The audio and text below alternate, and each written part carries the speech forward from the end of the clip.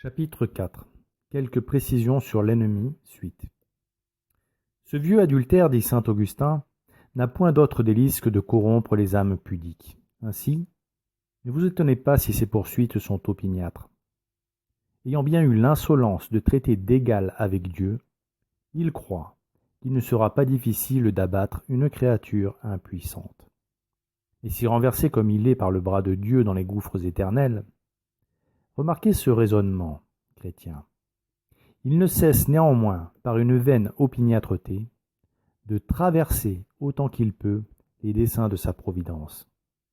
S'il serait dit, avec tant de fermeté contre Dieu, bien qu'il sache que tous ses efforts seront inutiles, que n'entreprendra-t-il pas contre nous, dont il a si souvent expérimenté la faiblesse? Ainsi je vous avertis, mes chers frères, de vous défier toujours de cet ennemi. Même quand vous le surmontez, vous ne domptez pas son audace, mais vous enflammez son indignation, dit Tertullien. Quand on l'éteint, c'est alors qu'il s'allume. Il veut dire que ce superbe, cet audacieux, ne croira jamais que vous soyez capable de lui résister. Et plus vous ferez d'efforts, plus il dressera contre vous ses diverses et furieuses machines. Jamais le démon ne lâchera prise. Jusqu'à notre dernier souffle, il estimera être capable de nous faire chuter, car il n'a que du mépris pour nous.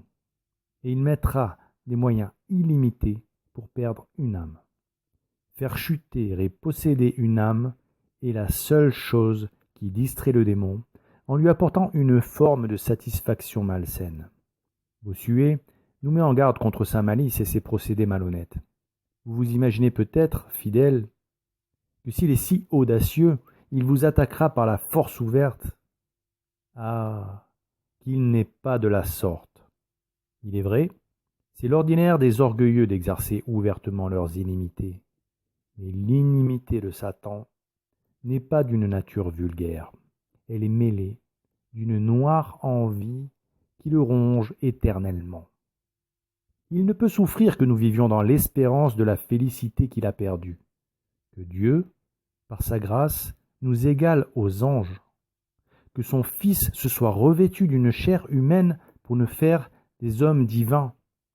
Il enrage quand il considère que les serviteurs de Jésus, hommes misérables et pécheurs, assis dans des trônes augustes, le jugeront à la fin des siècles avec les anges, ses sectateurs.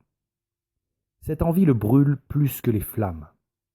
C'est, mes frères, ce qui lui fait embrasser les fraudes et les tromperies, parce que l'envie, comme vous savez, est une passion froide et obscure, qui ne parvient à ses fins que par de secrètes menées. Et c'est par là que Satan est infiniment redoutable. Ses finesses sont plus à craindre que ses violences. Nous ne nous apercevons pas qu'il agisse en nous, parce qu'il suit le courant de nos inclinations. Il nous pousse et il nous précipite du côté qu'il nous voit pencher. Il ne cesse d'enflammer nos premiers désirs, jusqu'à temps que par ses suggestions, il les fasse croître en passions violentes. Bossuet constate l'expérience que le démon a de l'homme, et combien elle lui sert à nous piéger. Le malin exploite avec toujours plus d'inventivité les moindres failles de la nature humaine blessée par le péché originel. Sa haine désespérée et sa longue expérience le rendent de plus en plus inventif. Il se change en toutes sortes de formes, et cet esprit si beau, orné de tant de connaissances si ravissantes parmi tant de merveilleuses conceptions, n'estime et ne chérit que celles qui lui servent à renverser l'homme. Il est focalisé sur son but, et il inventera tous les stratagèmes pour faire tomber les hommes en enfer sous sa coupe. L'objectif qu'il veut atteindre est de façonner le monde de telle manière qu'aucune âme ne puisse plus jamais faire son salut, avant même que les places qu'occupaient les prévaricateurs au ciel ne soient toutes attribuées. Ainsi, il sera le maître de la terre, avant que le plan de Dieu ne se soit accompli. Tout sera prêt pour son avènement antéchristique. Il clamera avoir ajourné la rédemption, en l'empêchant d'aller à son terme, et prétendra avoir prouvé à Dieu que lui, Lucifer, avait raison de ne pas accepter de servir un homme, fût-il le Fils de Dieu. Son orgueil est incommensurable. Tout sert au diable pour arriver à ses fins. La science, la technologie, l'art, quand ils ne sont pas tournés vers le Seigneur, sont des armes à la portée de Satan. Il s'en sert tous les jours en poussant ses séides à préparer un monde où rien ne pourra plus l'empêcher de paraître au grand jour. Il a l'audace folle et l'acharnement de celui qui dit n'avoir rien à perdre. Bossuet nous fait remarquer que le diable va jusqu'à transporter notre Seigneur Jésus-Christ sur le pinacle du temple. Il lui présente en un seul instant tous les royaumes du monde.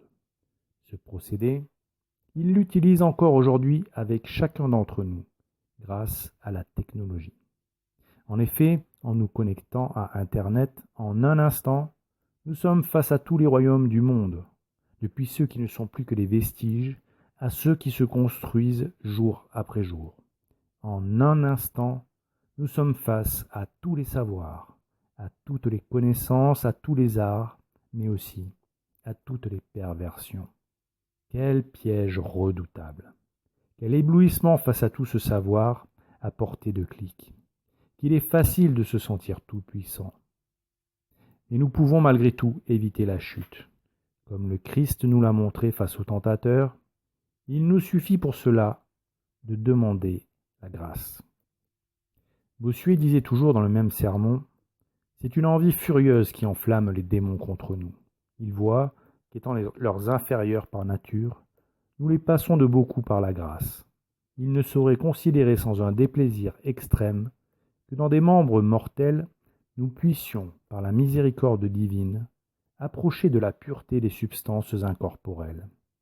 Et comme ce qui élève les bons chrétiens presque à l'égalité des saints anges, c'est que, dédaignant le commerce du corps, ils conversent en esprit dans le ciel, ces malins et ces envieux ne tâchent qu'à les abîmer dans la chair, afin d'en faire des bêtes brutes, au lieu qu'en s'élevant au-dessus de cette masse du corps, ils entrent en société avec les intelligences célestes. C'est pourquoi la Sainte Église de Dieu, voulant purifier nos âmes de l'attachement excessif qu'elles ont au corps, nous ordonne une salutaire abstinence. Ce que nous perdons pour la chair, nous le gagnons pour l'esprit. Le jeûne fortifie et engraisse l'âme, et autant que nous assujettisserons nos corps par la mortification et la pénitence, autant diminuons-nous les forces de notre irréconciliable ennemi.